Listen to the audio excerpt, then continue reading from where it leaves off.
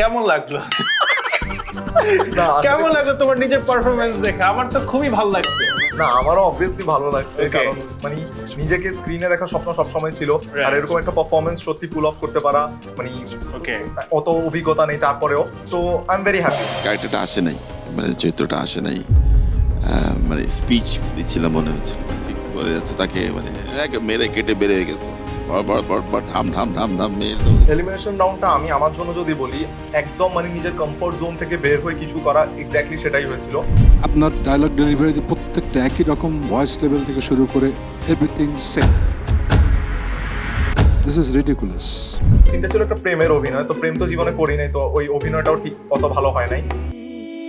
স্বপ্ন দেখার দিন এসেছে, স্বপ্ন দেখার বার, ভিড়কে ঠেলে সময় এবার